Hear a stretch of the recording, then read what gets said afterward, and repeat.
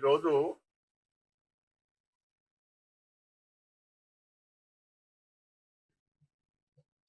ప్రత్యేకంగా కాంగ్రెస్ పార్టీ అధికారానికి రాకముందు మేనిఫెస్టోలో తెలంగాణ రైతాంగానికి హామీ ఇచ్చింది. మీ అప్పుల విషయంలో మేము రేపు అధికారానికి వచ్చిన తర్వాత మేము బాధ్యత తీసుకుంటాము అనే మాట రాహుల్ గాంధీ గారి సమక్షంలోనే ఇప్పటి ముఖ్యమంత్రి రేవంత్ రెడ్డి గారు చాలా స్పష్టంగా బహిరంగ సభలలో చెప్పడం కానీ మేనిఫెస్టోలో పెట్టడం కానీ జరిగిన తర్వాత మాట తప్పకుండా ఈ 2 లక్షల రుణమాఫీ విషయంలో దఫాలుగా ఎస్ఎల్బిసి సమావేశంలో మా ఫినాన్స్ మినిస్టర్ గారు, అగ్రికల్చర్ మినిస్టర్ గారు, ఇతర మంత్రులు కూడా ఎస్ఎల్బిసితో సమావేశమై మొత్తం రాష్ట్రంలో ఏ బ్యాంకులలో ఎంతెంత అప్పులు ఉన్నాయి రైతులై అనేది వివరాలన్నీ తెప్పించుకున్న తర్వాత దానికి తోడుగా సహకార బ్యాంకులలో ఉన్న రుణాల వివరాలు కూడా తెప్పించుకొని ఆ రోజు క్యాబినెట్ సమావేశం జరిగిన తర్వాత అగ్రికల్చర్ మినిస్టర్ గారు ఒక మాట అన్నారు. పత్రికల వాళ్ళు అడిగితే ఇది దాదాపుగా ఒక 31,000 కోట్ల రూపాయలు అప్పులుండొచ్చు, మాఫీ చేస్తామనే మాట. అయితే దాన్ని రాజకీయ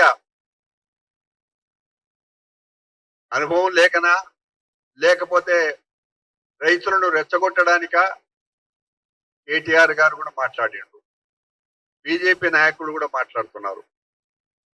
నేను మీడియా ద్వారా మనవి చేస్తా ఉన్నా, మేము ఇక్కడ కూర్చున్న కాంగ్రెస్ పార్టీ నాయకులము మేము వాళ్లకు సమాధానం చెప్పడానికి కాదు, మమ్మల్ని విశ్వసించిన నమ్మిన రైతాంగం, మమ్మల్ని అధికారం తీసుకొచ్చిన రైతాంగానికి చెప్పిన మాట నిలబెట్టుకోవడానికి వాళ్లకు సకాలంలో అప్పులు మాఫీ చేయడానికి తీసుకున్న నిర్ణయంలో భాగంగానే కొంత వివరాలు మీ ముందు మనవి చేస్తా ఉన్నా.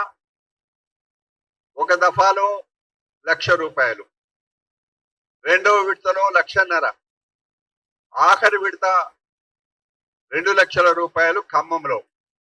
ఈ 3 విడతలలో 2 లక్షలు ఏదైతే వాగ్దానం చేసినామో ఆ వాగ్దానం సంపూర్ణంగా అమలు చేయడం జరిగింది.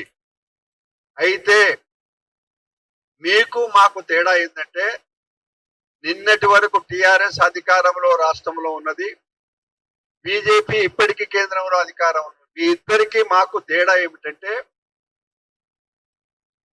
టిఆర్ఎస్ పార్టీ వాళ్ళు 2018లో మళ్ళీ ఒకసారి 2 దఫాలుగా రుణమాఫీ చేసినప్పుడు ఏ రైతాంగానికి ఒక మాట కూడా చెప్పలే, లోపాయికారిగా మాట్లాడుకొని రుణమాఫీ అన్నారు.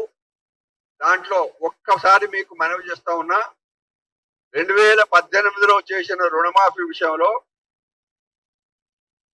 ఆ రోజు చేయాల్సిన రుణమాఫీ మొత్తం 20,482 కోట్లు అయితే కేవలం 13,329 కోట్లు మాత్రమే వాళ్ళు మాఫీ చేసిండ్రు. అయితే ఇక్కడ మేము జీవో ఒకటి తీసుకొచ్చినాం, మీకు గుర్తుంటది. ఆ జీవోలో స్పష్టంగా 9 అంశాలు పెట్టాం. 9 అంశాలలో రైతాంగానికి ఏ విధమైన అపోహలు లేకుండా, బ్యాంకులకు కూడా ఏ విధమైన అనుమానాలు లేకుండా, ఒకటేమో ఒక కుటుంబాన్ని నిర్ధారణ చేసేటప్పుడు మనకు ఆధారం ఏమిటి? Ration card. అంతవరకే ఉపయోగించుకున్నాం మేము. మీరు కూడా ఆనాడు మీరు అధికారంలో ఉన్నప్పుడు కూడా ఇదే కుటుంబం ప్రాతిపదికగా మీరు రుణాలు మాఫీ చేసిండ్రు. ఇప్పుడు కొత్త పలుకులు పలుకుతున్నారు మీరు. అయితే లాస్ట్ లో 9వ అంశంలో ఆ జీవోలో మేము ఏమన్నాము, ఎవరైనా రైతాంగము పొరపాటున గాని గ్రహపాటున గాని ఇంకో రకం గాని అర్హులైన రైతుకి రుణమాఫీ జరగకపోతే మీరు అక్కడ జిల్లా స్థాయిలో ఉండే అగ్రికల్చర్ నోడల్ ఆఫీసర్ కు ఒక దరఖాస్తు పెట్టుకోండి. అదే విధంగా రాష్ట్ర స్థాయిలో కూడా ఒక నోడల్ ఆఫీస్ ఏర్పాటు చేసి అగ్రికల్చర్ డిపార్ట్మెంట్ వాళ్ళకి ఆ బాధ్యత పెట్టినాం.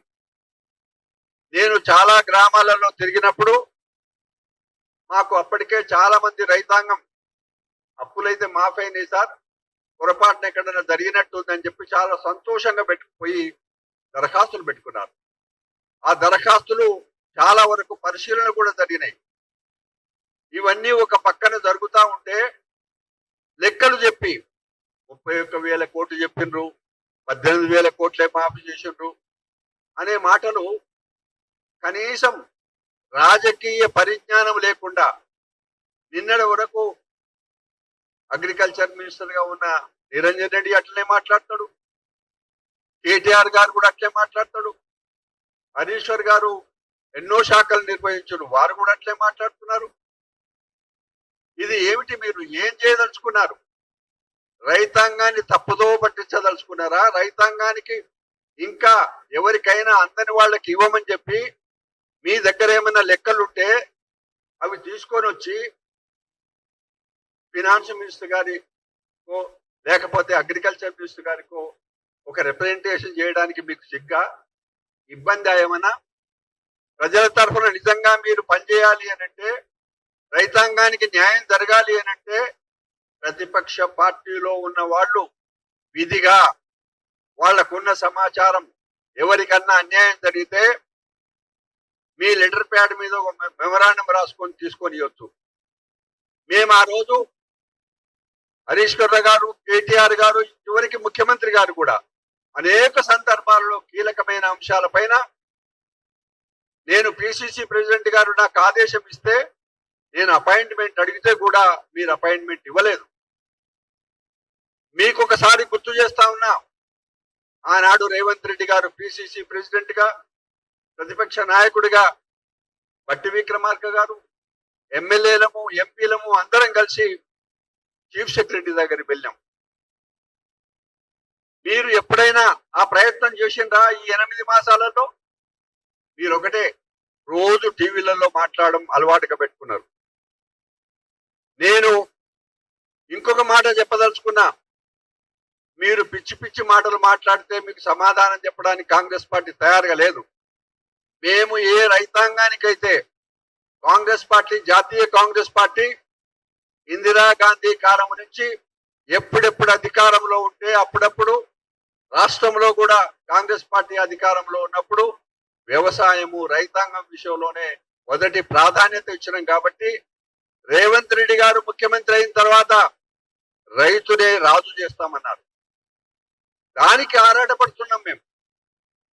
వాళ్ళకి న్యాయం చేయడానికి మా ఆరాటం తప్పిస్తే మీకు సమాధానం చెప్పడానికి కాదు.